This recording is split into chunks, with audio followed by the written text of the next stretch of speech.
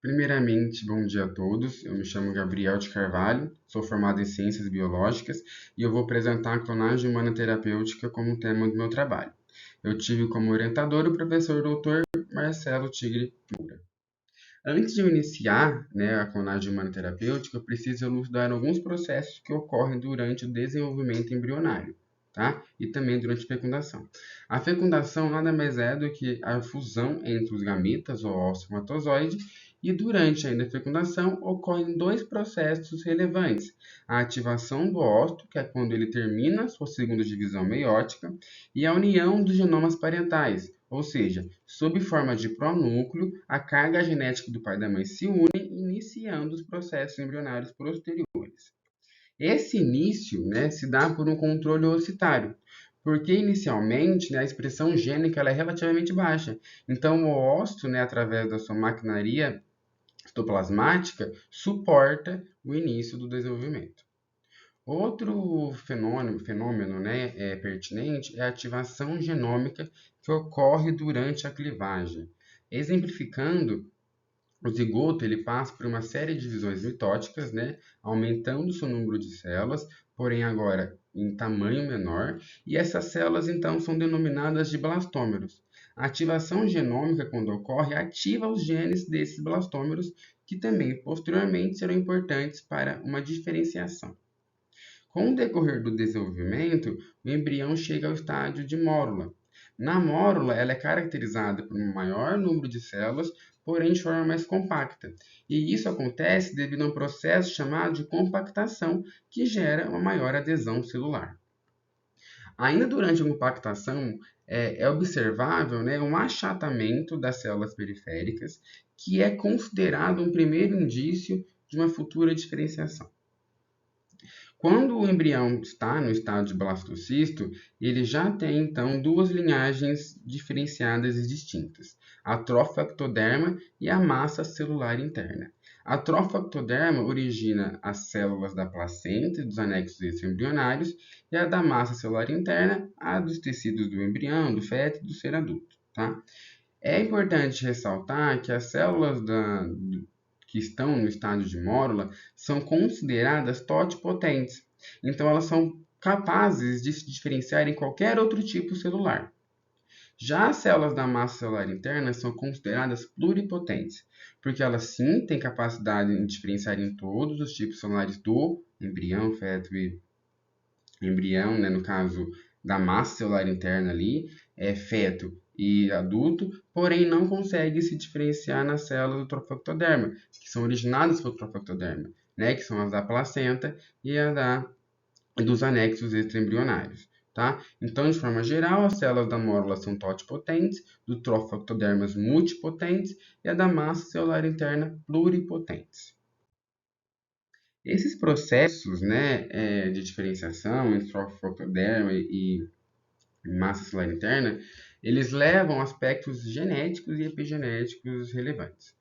Quando eu digo em aspectos genéticos, eu cito os genes OCT4 e CDX2. Eles são fatores de transcrições que viabilizam, determinam a viabilização dessas células. O OCT4 está interligado com as células da massa celular interna e o CDX2 com as células do trofectoderma. Né? Quando, então, citados os aspectos epigenéticos, conceituando epigenética rapidamente, epigenéticas são aquelas informações reversíveis, replicadas e com expressão modificadas que não alteram a sequência de DNA.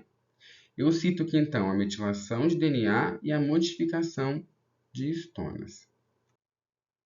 A metilação de DNA é um processo no qual um grupo metil ele é adicionado ao carbono 5 da fita de DNA através da DNA metiltransferase, e essa adição consegue regular a expressão de algum gene. Sempre que ocorrer a metilação de DNA, será na ligação citosina-guanina. Tá?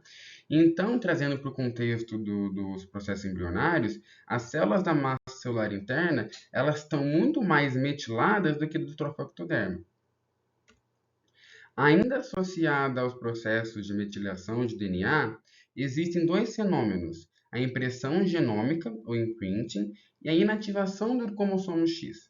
O imprint, né, genômico é o processo no qual a expressão está atrelada a um alelo paternal, ou a da mãe ou do pai. Já a inativação do cromossomo X é quando ocorre o controle genético, né, entre os genes do pai e da mãe, devido ao cariótipo, né? Quando a gente compara o cromossomo X do cromossomo Y, o cromossomo X ele é maior. Então, essa inativação do cromossomo X traz esse controle genético. E todos esses processos estão associados à metilação de DNA. Agora, sobre a modificação de estonas, né? Estonas são estruturas globulares, né? Temos 4 tipos, H2A, H2B, H3 e H4, e eles se unem à fita de DNA, formando uma estrutura chamada nucleossomo.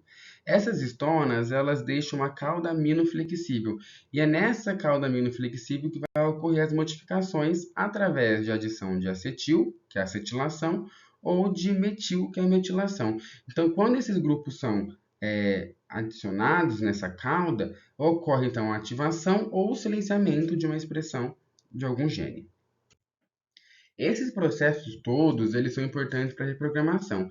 E a reprogramação por si só é um fenômeno epigenético importantíssimo para a clonagem humana terapêutica. Por quê? Porque ela permite que uma célula diferenciada passe por um processo de desdiferenciação, né, ou de reprogramação, e se torne totipotente, ou seja, consegue se transformar, se diferenciar em diversas outras células, em qualquer outro tipo celular. Esses conhecimentos que eu acabei de dizer, eles não eram bem clareados antes. Então, a fim de conhecer esses processos embrionários, houve, né, a criação dos primeiros protocolos de transferência nuclear, que foram denominados, então, de clonagem produtiva.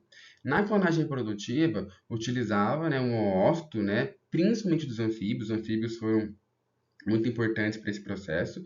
Então, eles utilizavam o ósseo de um anfíbio, enucleava, tirava, né, o núcleo desse ósseo, pegava uma célula de um outro anfíbio doador, utilizava o núcleo dessa célula, fazia a transferência nuclear para esse ósseo, desse ósseo, junto com esse núcleo, era gerado um embrião, né, um blastocisto, e esse blastocisto ele era implantado no útero de um outro ser receptor que gerava clones idênticos ao doador.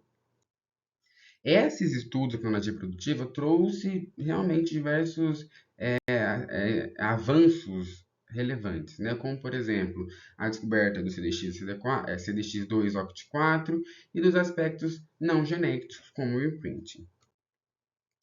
Também, né, com o processo da clonagem produtiva em anfíbios, em mamíferos foi bem sucedida, tendo então o primeiro mamífero clonado, que é a conhecida ovelha Dolly. Então, a ovelha Dolly ela foi a primeira mamífera a ser clonada e trouxe um desenvolvimento da clonagem de mamíferos gigantesco, né? Estimulando então a clonagem terapêutica. A clonagem terapêutica tem como intuito a criação de modelos de doenças humanas, né, in vitro, para estudar mecanismos, testar fármacos, né, entre diversas outras finalidades nesse aspecto, e também de produzir células e tecidos geneticamente idênticos ao do doador.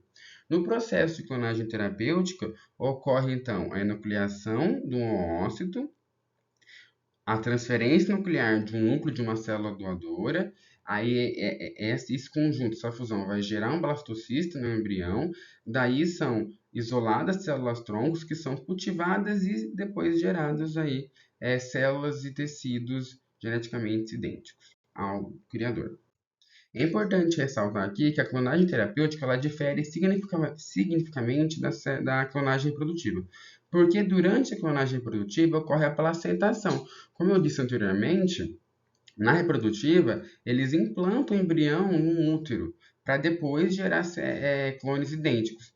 Já na clonagem terapêutica é só para fins terapêuticos, né, como também já mencionado. Com o avanço dos estudos, né, em anfíbios, mamíferos e com as descobertas, né, genéticas e epigenéticas, a clonagem terapêutica camundongos ajudou a clonagem humana ser o que é hoje, né? Visto isso, a potencialidade da clonagem terapêutica foi primeiramente testada em camundongos, né? Em qual estudos, né, eu trouxe um exemplo aqui, utilizaram um camundongo imunodeficiente, então pegaram uma célula desse camundongo, retiraram o núcleo, transferiram para um oócito nucleado, gerou-se então um embrião, desse embrião se isolou células tronco embrionárias e então fez com que cultivou essas células sem a mutação. Essas células sem a mutação foram depois transferidas, né, transplantadas em camundongos imunodeficientes e houve então a melhora da doença. Além dessa questão terapêutica, né, a clonagem em camundongos trouxe aspectos relevantes, como a comparação entre estas células por clonagem e as células de fecundação, onde observaram nenhuma distinção, e também que fatores, né, podem afetar a eficiência da clonagem terapêutica de células-tronco, como, por exemplo, a idade, o tipo de célula, o sexo do doador ou da doadora, entre outros, né, que pode, inclusive o genótipo do receptor. Então, né, mediante os estudos em camundongos, a clonagem terapêutica foi explorada em humanos. Num primeiro momento, como evidencia essas imagens, houve a criação do primeiro embrião clone. Nessa primeira imagem é o processo de clivagem, como explicado no começo, que derivou esse embrião clone. Nesse primeiro momento também não houve o isolamento de células tronco embrionárias. Por isso que o aprimoramento de técnicas foi necessário, onde eles incluíram a cafeína para diminuir os danos no óssito, o caos para melhorar a fusão entre o núcleo doador com o óssito e algumas outras melhorias no meio de suplementação. Desta forma, como evidencia essas outras imagens, deste embrião clone se derivou essas células tronco embrionárias, nessa colônia de células tronco embrionárias.